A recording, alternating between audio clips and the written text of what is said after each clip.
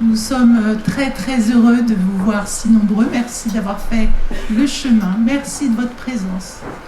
Je remercie notamment tous les swamis qui nous font l'honneur de leur présence, tous les intervenants qui vont nourrir notre réflexion.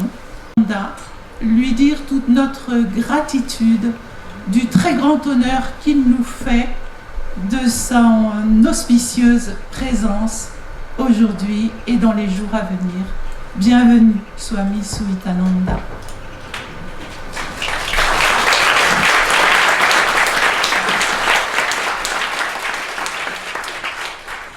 Nous allons tâcher de parler d'une façon posée pour faciliter le travail des traducteurs, traductrices.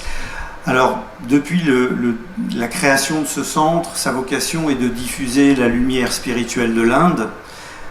Ces 10 dernières années, le Centre Védantique a organisé les Journées internationales du yoga et puis tout récemment le sommet européen du Vedanta. Il était question là de Vedanta et aujourd'hui, il semble que dans le chemin, dans l'ambition de ce centre, il y a quelque chose qui s'accomplisse avec ce premier Yoga Vedanta Festival. On a allié yoga et Vedanta. Le Yoga Vedanta est à nos yeux ici la voie intégrale, celle qui, à partir de la maîtrise du corps et du mental, nous permet de nous révéler à la vraie nature qui est la nôtre. L'étude, la discrimination, l'investigation de soi, la dévotion aussi, conduisent à la dissipation de notre ignorance intérieure pour répondre à la seule question qui vaille et qui est centrale dans le Vedanta, qui suis-je ? C'est ainsi qu'au long de ce week-end, vous allez découvrir, ou pour certains, retrouver toute la richesse des voies proposées par le Yoga Vedanta, les pratiques, avec les postures, le souffle, la méditation, la stabilisation du mental, ce qui a trait à la dimension dévotionnelle, avec le culte, les chants, les prières, l'action juste, la notion de service désintéressé, ceci est le karma yoga, la dimension de la connaissance aussi, jnana yoga, et puis celle de l'éthique, afin d'aligner vie quotidienne et chemin spirituel, c'est le sujet des yamas. Pour cela, comme Marianne a dit, nous avons la chance d'accueillir des swamis, des enseignants, des chercheurs, afin que ce week-end soit un temps de recherche vivante pour chacun, avec l'ambition d'incarner les enseignements dans notre vie quotidienne, de relier pratique et conscience, action et présence, intériorité et engagement dans le monde. Voilà, nous allons maintenant avoir la chance d'écouter Swami Bhajanananda pour un chant d'ouverture et nous le remercions d'avance.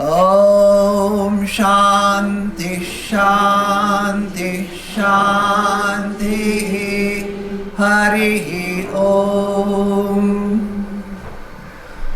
Om, que tous mes membres, ma parole, mon prana, mes yeux, mes oreilles et tous mes organes sensoriels atteignent la force.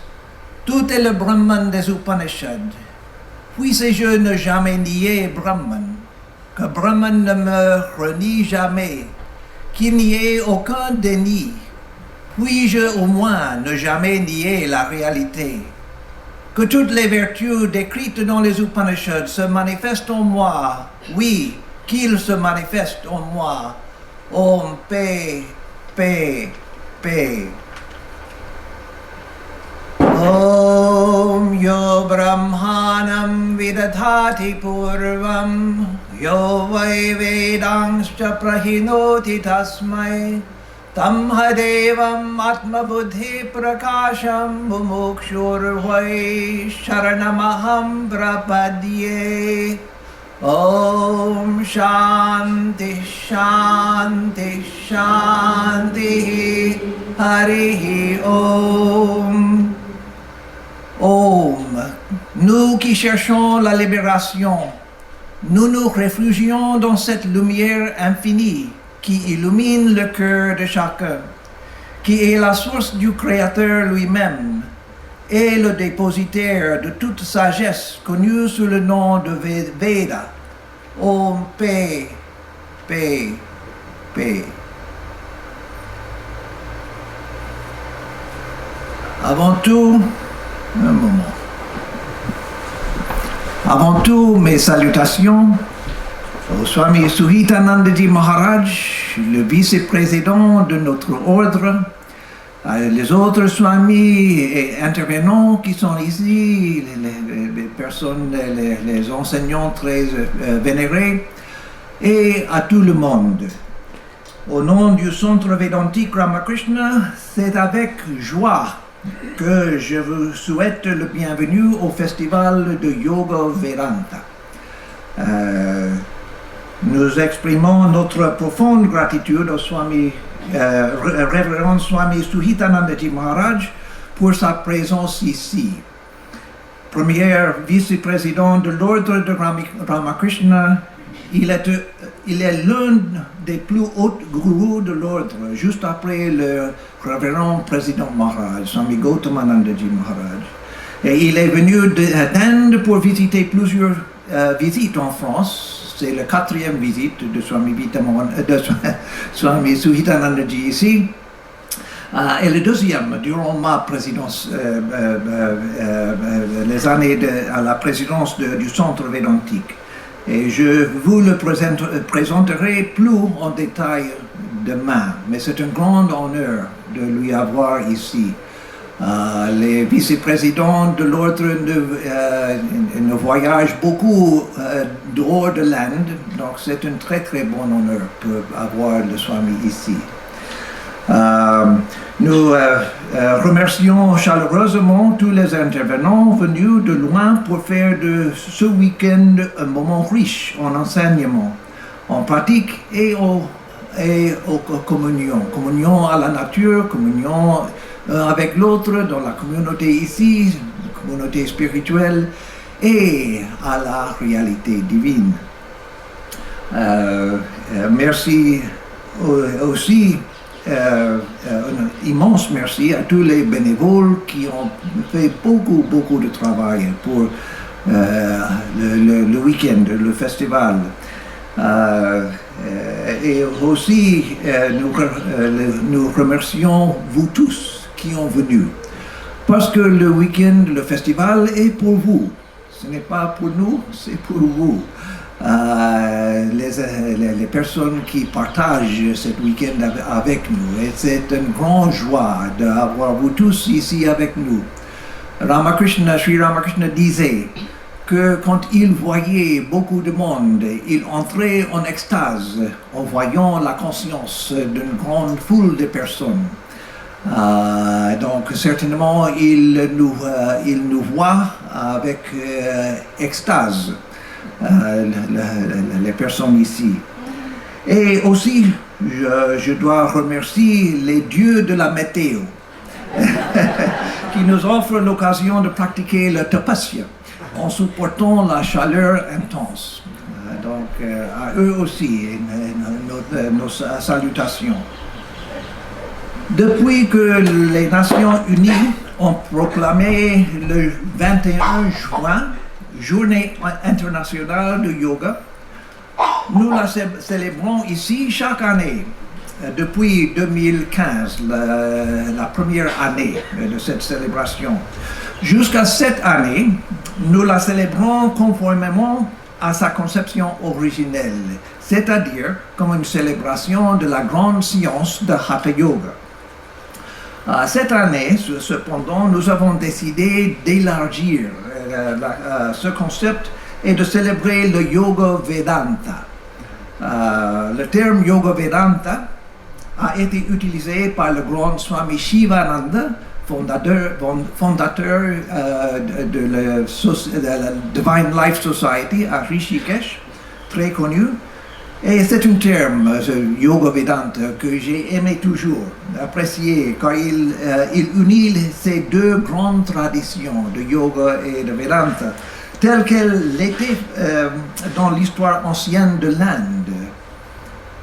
Les Upanishads et la Bhagavad Gita, les textes fondateurs du Vedanta, sont imprégnés de yoga. Chaque chapitre parle de yoga. Chaque chapitre de la Bhagavad Gita est intitulé comme un yoga. C'est plus tard, durant la période philosophique en Inde, que la philosophie et la tradition de yoga se sont quelque peu dissociées de la tradition du Vedanta. Cette séparation n'a jamais été totale. Le Vedanta a continué de considérer le yoga au sens large comme une partie intégrante de sa propre tradition, et la tradition tantrique a également maintenu ce lien. C'est uniquement dans la tradition philosophique en Inde que les deux furent distingués. Or, telle est la nature de la philosophie. Analyser, séparer, catégoriser, mettre dans des boîtes. Mais la tradition vivante a continué à unir ces deux traditions. Par exemple, dans son commentaire sur la Bhagavad Gita, le grand védantiste Madhusudana Saraswati fait preuve d'une maîtrise des Yoga Sutras de Patanjali. Et aussi, c'est le même avec Sri Shankaracharya, une grande maîtrise du système de Patanjali, les Yoga Sutras. Quant à Swami Vivekananda, qui est venu ici en France, qui parlait le français, qui a écrit des lettres en français aussi. Quant à Swami Vivekananda, à l'époque moderne, il assimila le mot yoga à toute pratique spirituelle et à la réalisation spirituelle aussi, de sorte que toute quête et réalisation spirituelle relève du yoga, c'est-à-dire yoga et la spiritualité, la pratique et la réalisation aussi. Il catégorisa le vaste champ du yoga, ses multiples formes, parce qu'en Inde, il y a beaucoup de yoga. Kundalini yoga, Laya yoga, Mantra yoga, Japa yoga, beaucoup de types de yoga. Mais il catégorisa le vaste champ du yoga en 4 yogas principaux, dont tous les autres sont des sous-catégories. Ces 4 yogas sont, comme vous le savez, Jnana Yoga ou le yoga de connaissance, Bhakti Yoga ou le yoga de dévotion, Raja Yoga, le yoga psychologique, la perfection du mental pour percevoir la réalité, parce que le mental est l'instrument de toute expérience, même de l'ignorance. Nous expérimentons ignorance et connaissance, les deux dans le mental. Donc Raja Yoga est le yoga psychologique, et Karma Yoga ou le yoga d'action, ou le yoga au cœur d'action, yoga au milieu des activités, même des activités quotidiennes. Aux États-Unis, où j'ai beaucoup dialogué avec les religions différentes dans les grands événements interreligieux, j'ai entendu des rabbins parler de Jnana Yoga et les autres yogas en judaïsme. J'ai entendu les maîtres soufis parler des yogas en soufisme d'islam. J'ai entendu les prêtres et les moines moniales chrétiennes parler des yogas en christianisme. La première fois, j'étais étonné. Un rabbin parle dans une grande assemblée, pas de védantistes, mais dans le public. Dans le judaïsme, nous avons karma yoga qui est pratiqué comme ça, nous avons raja yoga pratiqué comme ça, etc. Et le même avec les maîtres soufis, les maîtres chrétiens aussi. Donc cela montre que l'idée des 4 yogas s'est répandue non seulement au sein de l'hindouisme, mais qu'elle commence aussi à influencer l'enseignement d'autres traditions aussi. Donc c'est pourquoi ce week-end, nous souhaitons célébrer les 4 yogas, y compris bien sûr le Hatha Yoga, qui est très important ici à notre centre védantique, qui a toujours fait partie du Raja Yoga, que Hatha Yoga, parfois appelé le Yoga Patanjali, le Yoga des Yoga Sutras. Donc ce week-end, nous célébrons yoga. Yoga comme une partie de la tradition Vedanta. Parce que dans les Védas, les deux étaient une partie de la même fleuve, la même rivière de spiritualité. C'était après qu'il y avait cette séparation philosophique. Mais Swami Vivekananda, dans son Raja Yoga, il a reconnu la séparation philosophique, mais il a intégré le Raja Yoga dans la grande tradition de Vedanta, de l'hindouisme, comme une partie intégrale. Donc, nous célébrons Yoga Vedanta, un terme que, comme j'ai dit au commencement, j'ai toujours aimé. Donc, encore une fois, bienvenue à cette célébration, à ce festival du yoga dans toute sa splendeur. C'est une joie d'avoir tout le monde ici. En particulier, comme j'ai dit, Swami Suhitanandaji Maharaj, un grand être. Les autres intervenants, aussi des grands êtres, et vous tous. Merci à vous tous.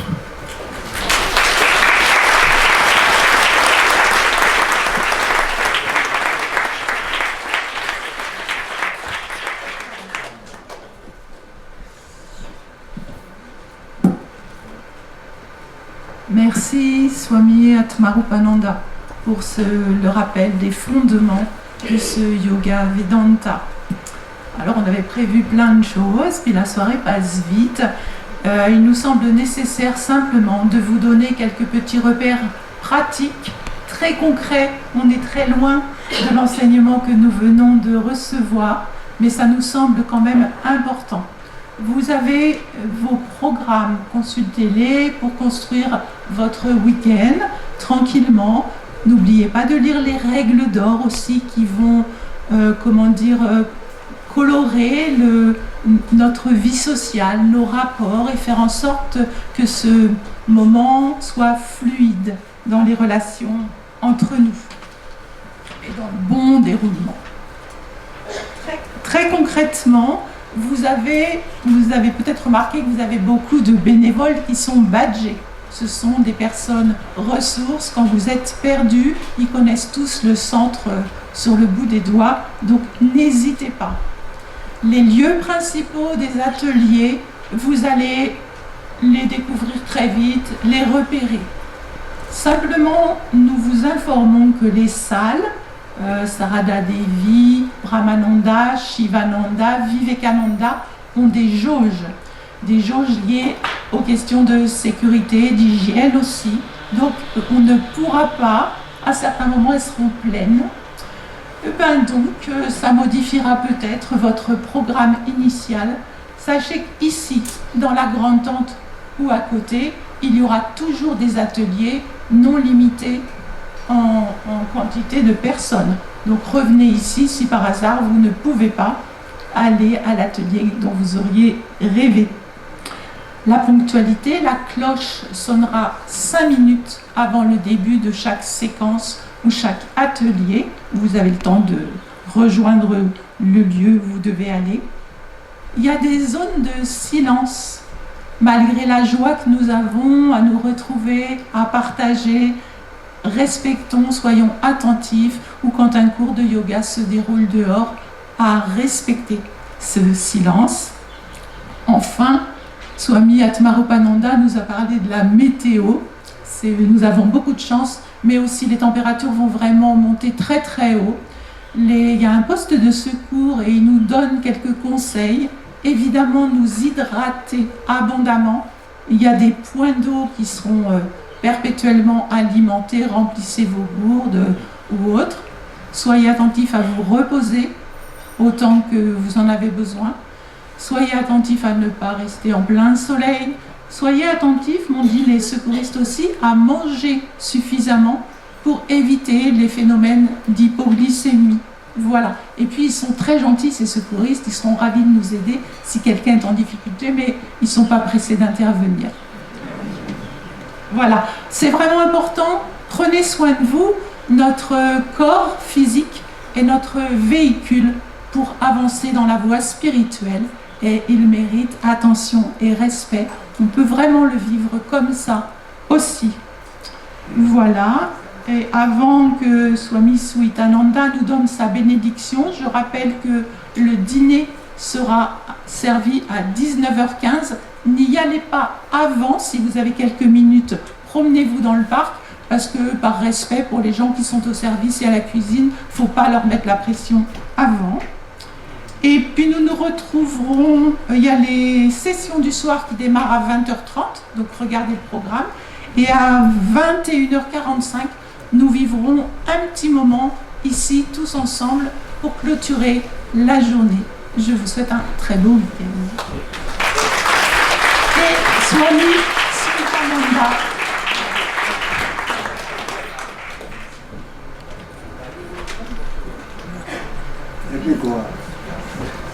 No, you can stay, Marathi. You want to stand, Marathi? You stand? Okay. Okay, Bye-bye.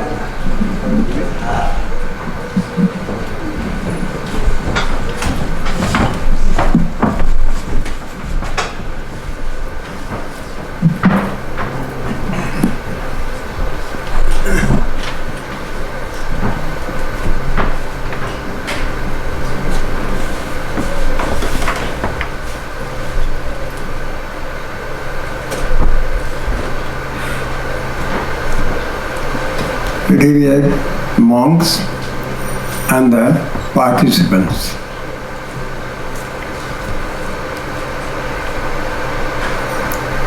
I remember one incident in the life of Sri Ramakrishna. Sri Ramakrishna, while on his almost in his deathbed, at that time he had a vision. He went into some samadhi, and in that samadhi he was transported into some region across the ocean, and where he could meet so many persons of white complexions. And what he saw and what he visualized or realized, probably he could not fathom where he went. But he had the vision that he has been transported across the ocean to a land where persons are there whose complexions are white and their minds also white. So now you can find that Sri Ramakrishna has come here. So at that time nobody could understand, follow what Sri Ramakrishna's vision was. But gradually, it has culminated. Today I find so many white persons, they have come here, and not only in the name of Ramakrishna, they have come in the name of the yogas. This yoga concept, it was actually taken to some extent by Vivekananda. Of course, Vivekananda, he could find the stage to some extent prepared. Through thorough immersion, the sort of transcendental meditation and searching for the I, this sort of thinking, Christian Scientists, and this type of thinking was already in America. And especially The Light of Asia, that book was very popular by the time, and through that, Buddha's life, Buddha's teachings, it was also to some extent common to the American society. In that juncture, when Vivekananda went and he put all Vedantic concepts, we can hardly feel how it was possible for them to grasp it and to appreciate it. And one interesting incident, it comes in a flash. Once I was invited in Mizoram in India, one state which is fully Christian.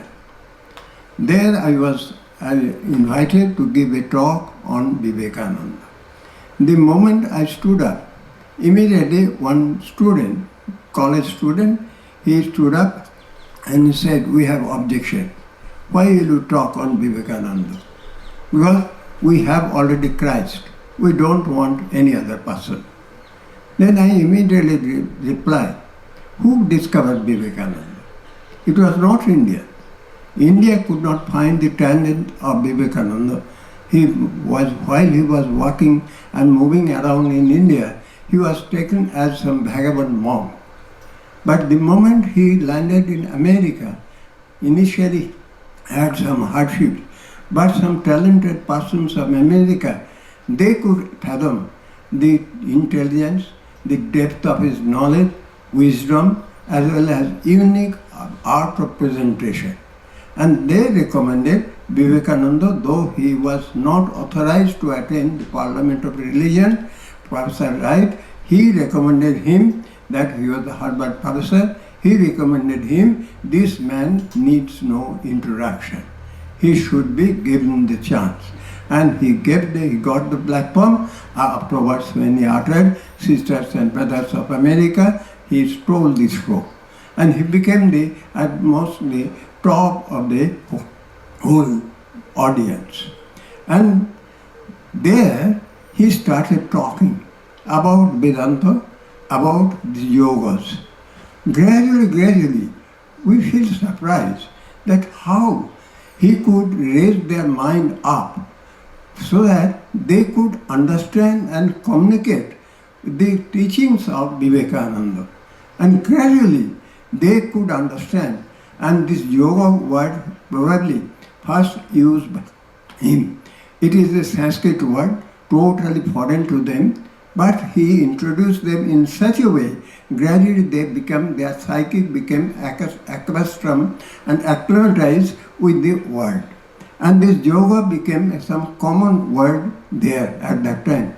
Not only in the yoga, in the what we feel, that Hatha Yoga, Raja Yoga, all these things, yoga, the yam, niyam, asana, pranayam, pratyahara, dharana, dhyan, samadhi, all these terms, along with it, he introduced the other yogas also. Yoga means to be in link with God. So that is the link with God. What is the process? How to be, I can be in link with God. So that he started introducing. He developed that not only the Raja Yoga, which is very common about this yoga, so not only that, there are other avenues to be in touch with God. You can link God in other methods are there. What is there? The Karma Yoga, Jnana Yoga, Raja Yoga, Bhakti Yoga. Just to think, in those days, Karma, he used the Karma Yoga. Karma is the Sanskrit term. But the people there, they accepted it. They could understand what Karma means, what Dhyana means, what Yoga, Jnana means, what Bhakti means. All these phenomena, all these words became common with the people. Otherwise, how it could be? He published a book on Raja Yoga, which is a very some spiritual treatise on the all spiritual seekers. When he published that thing, and Tolstoy, he got a copy of that. After once he is writing, Tolstoy is writing a letter to some his friend, and he's saying, "What a splendid book! Have you read it? If not, you should read it. From morning 6 a.m. I am now at 6 p.m. I am writing. I am reading this book thoroughly. It is splendid, such a beautiful language, and what a fantastic English also. At least for the sake of English language, you should read this book." He is writing in this way. So we can find that this thought, this Karma Yoga, Bhakti Yoga, Raja Yoga, Jnana Yoga, ultimately culminating into Vedanta. I am so thankful to Atmarupanandani that he has given him a common platform where all the religions can come together. And Sri Ramakrishna is the best person to just embrace anyone. He himself practiced Islam, he himself practiced Christianity, he himself practiced Jainism, Buddhism, all the things, and all the feature lines of spiritual attainment, and he ultimately came to the conclusion that in his own word, Jato Mat, Tato Vat. That means all the means may be innumerable, but the goal is the same. So he has brought in here, and especially those persons who are involved in it. I am surprised. I have come here 2 days before, day before yesterday. From yesterday I am finding these volunteers, they laboring in human work.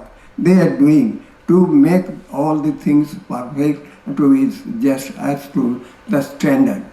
As he has mentioned, while Bitomananda Maharaj was there, he was my batchmate in our training center. Naturally, we had friendship. So during this time, twice I came, and this time Atmarupananda Swami, he has kindly invited me to come, and I am fortunate that second time I am coming.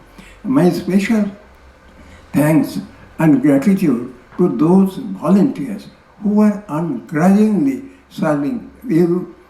Because I am staying, I am finding in this hot sun how they are rushing here, there, want to make all the things arranged. And here, you people are fortunate that you have got such a beautiful platform where you can exchange your views, exchange your ideas, and enrich yourselves. That is the main purpose of life. Here, the yoga, it is not only for the body, yoga is for the mind also.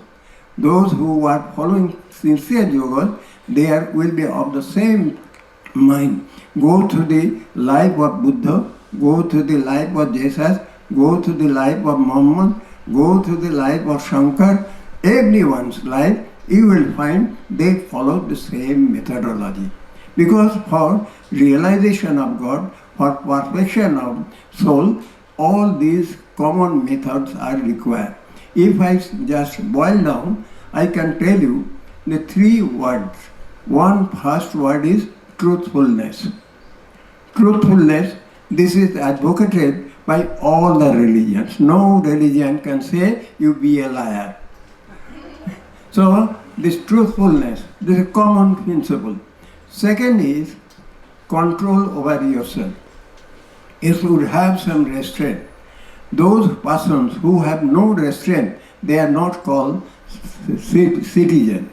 So you must have restraint over your body, restraint over your mind, restraint over your intellect. You must have. And third thing, you must have feeling for others. You must have feeling for others. These 3 cardinal principles about spiritual life, about social life, about moral life, about any good citizen, essential.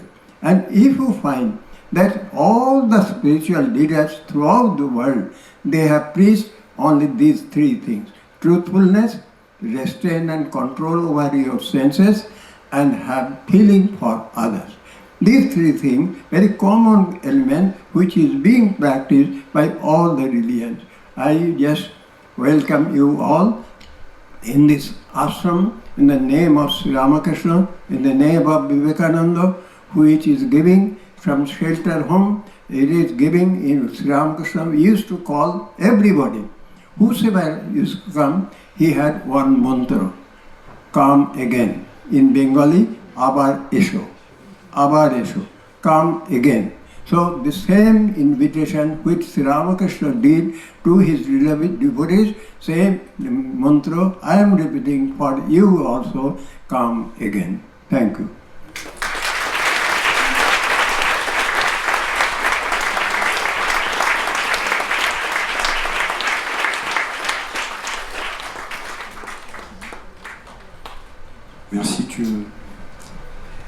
Merci Swami Suitananda. Nous terminons notre cercle d'ouverture de ce festival avec Om Shanti, si vous voulez bien.